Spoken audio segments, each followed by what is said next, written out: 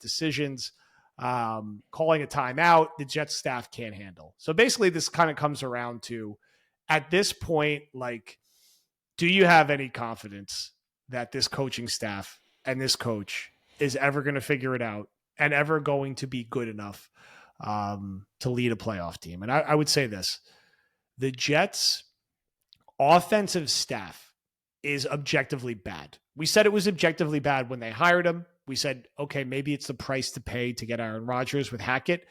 There's no analysis of hiring Hackett, Downing, and Carter coming off of last year. Rodgers would have ran his own plays. We just saw this on television. Exactly. He might end up being the offensive coordinator within a few weeks at the rate we're going now. Like, they have a bad offensive staff. They have a head coach who has shown no ability to manage the offensive side of the ball, develop offensive players. He's great on defense. He's maximizing the defense. He treats the defense like they have to carry everything, which is going to cause a fracture in the locker room. Unless Saleh has an otherworldly quarterback, which Rodgers can be, or has an elite Ben Johnson-like offensive mind, I don't think he is a good enough head coach to ever really make the Jets a serious contender. So what I'm saying is that if you get the best version of Aaron Rodgers and they're running his offense, he can manage the defense well enough for them to probably win 10, 11, 12 games. I would feel a lot better if he brought in a real like assistant head coach who had some like true game management experience and who came from the offensive side of the ball that vibed with Rodgers in some way that wasn't really the offensive coordinator. But the player management decisions, man, I mean, that list just summarizes, and not all of that is on Saleh that we just covered. Some of that is on Joe Douglas. I mean, Joe Douglas just staring at obvious problems in the face and not fixing them. I mean, this is not complicated shit where some of the holes on this roster are. And I'll leave it with receiver and then I'll throw it to you. We've talked about this a lot with Douglas. There's not always a plan B, right? The Jets' plan at receiver in the offseason was very clearly to try to go get Odell Beckham Jr. They were unable to afford him. And Odell's not been great, but I did just watch him catch a 60-yard touchdown against the best defense in football, which gives him more touchdowns than every single player on the Jets outside of Breece Hall. Their plan B then was Corey Davis. Corey Davis retired. Corey Davis retired like 2 months before the season. The Jets didn't do anything. They just like stood pat. We're like, well, we'll be all right with like Randall Cobb.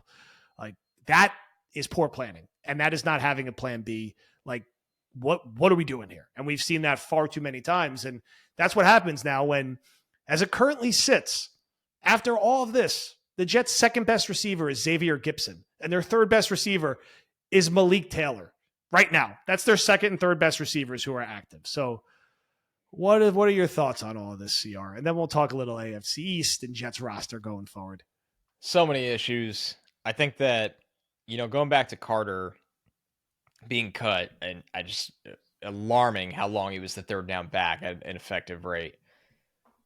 The Jets need to find a way to make sure Breece Hall's rep management also coincides with being able to play key third downs. And if that means you take away some of the first down carries where you hand him the ball and he has to run right into a defender at the 1 yard ahead of him, give those to Izzy, give them to Cook, whatever it may be.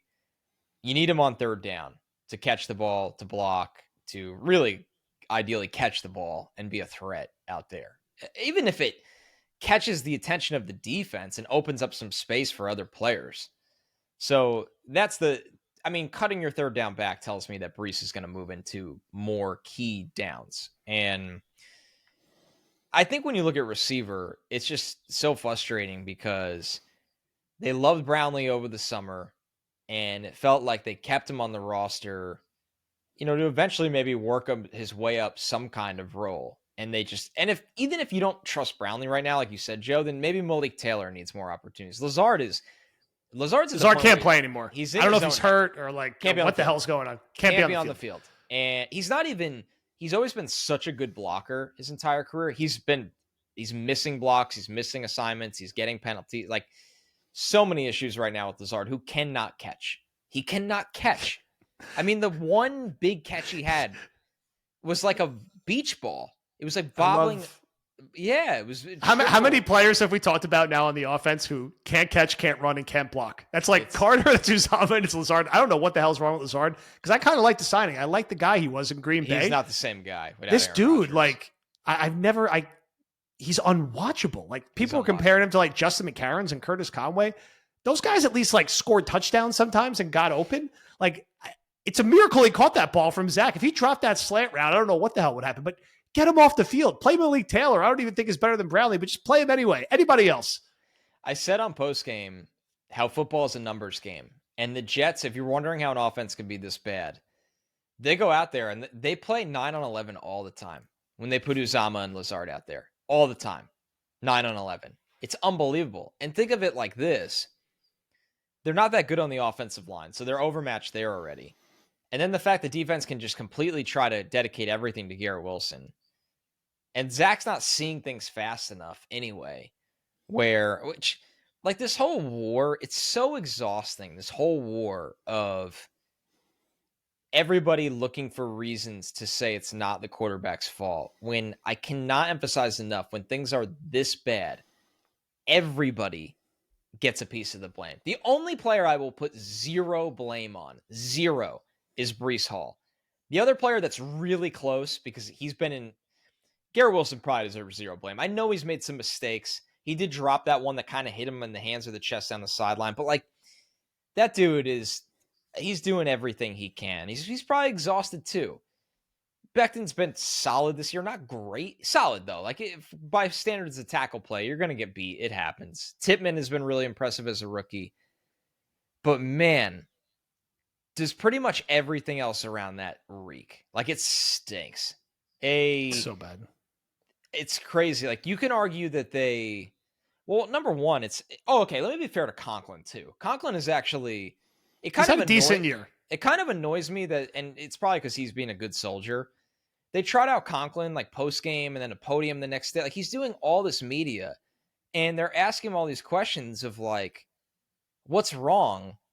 And you're asking the wrong guy. It's just not... So Conklin's another one. The Jets are in a spot where there's really not some button they can press, but they do need to try something else because this is far from not working. Honestly, it can't get worse. It can't get worse.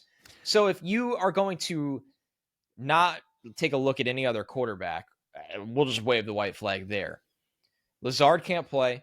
Uzama can't play right off the bat. And Michael Carter can't play. They cut Carter. We'll see what they do with Uzama and Lazard's reps. But I would give Izzy a look. I would give Brownlee a look. I would play your two tight ends as strictly Conklin and Rucker. Strictly. Yep. This isn't enough that the Jets are going to turn around and be a mediocre offense. They're still going to be bad. But can you get